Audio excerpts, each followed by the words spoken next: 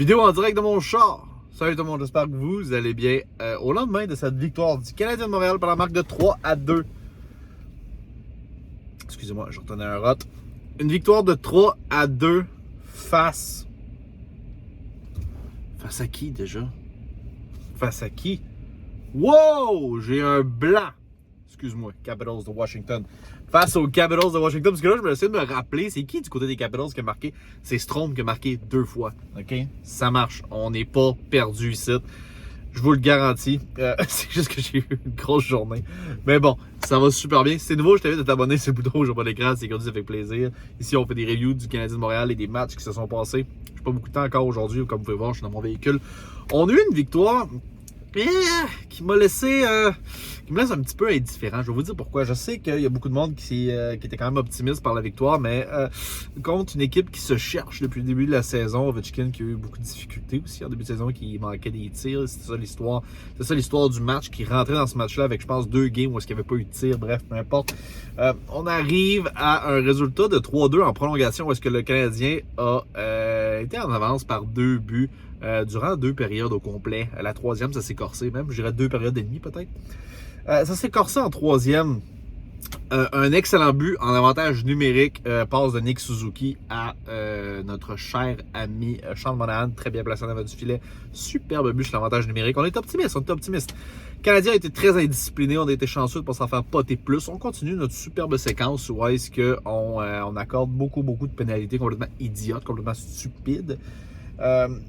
Mais on a quand même bien fait en désavantage numérique, même si on s'est quand même fait... je sais pas si on s'est fait avoir en powerplay.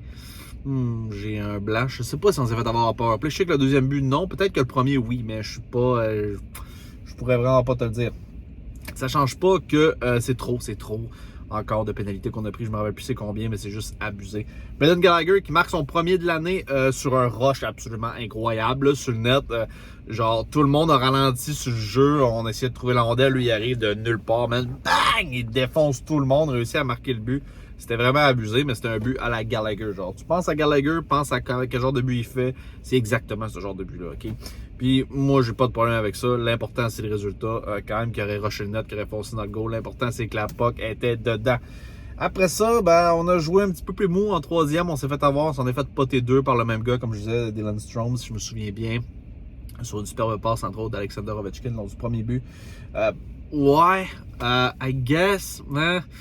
Pour être bien honnête avec vous autres, si ça n'avait pas été des Capitals de Washington, probablement qu'on se faisait défoncer par tout le monde hier. Parce qu'en plus de ça, le héros obscur de la rencontre, qui s'est mérité d'ailleurs la première étoile, c'était Jake Allen. Si ça n'avait pas été de Jake Allen hier, qui n'aurait pas connu un superbe match par ailleurs, parce qu'il a été beaucoup testé lors des 2 premières périodes, encore plus que je trouvais qu'en troisième, à certains moments.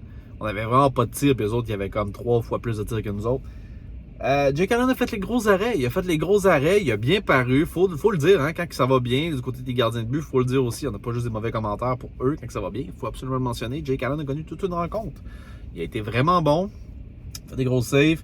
Et puis, si ça n'avait pas été de lui, on n'aurait certainement pas eu cette victoire-là. D'où vient mon inquiétude?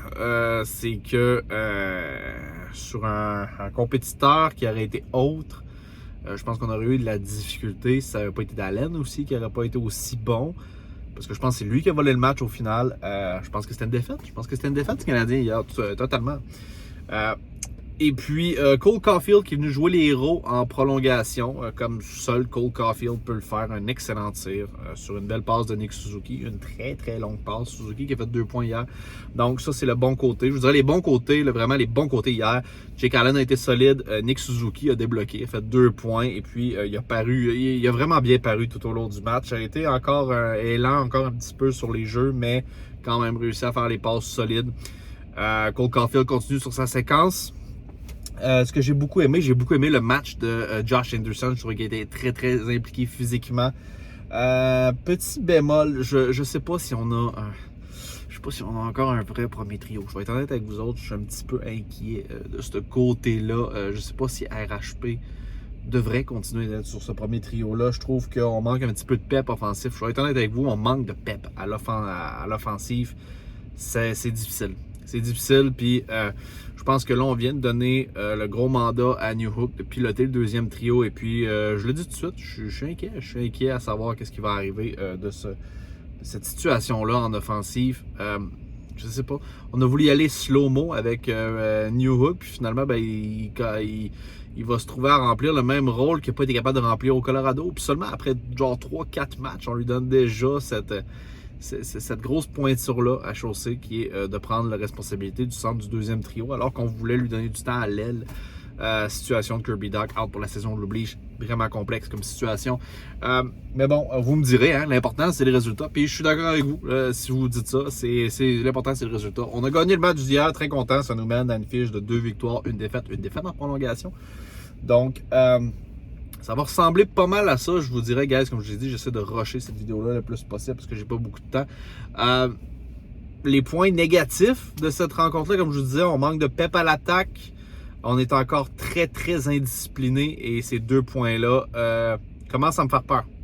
Je vous dirais que les disciplines, ça fait déjà un bout de temps que ça me fait peur, là, mais pour ce qui est du pep à l'attaque qui nous manque un peu de pep. Les gardiens ne pourront pas nous sauver le cul de même toute la saison, je vous le garantis. J'aimerais savoir qu'est-ce que vous en pensez dans l'espace commentaire. Qu'est-ce qui a été vos points forts, vos points faibles. Dites-moi dans l'espace commentaire. Comment vous les voyez, les trios? Est-ce que vous voyez encore Slavkovski sur un deuxième, RHP sur un premier? Bref, je suis curieux de savoir. Laissez-moi savoir dans l'espace commentaire. Peace out, guys.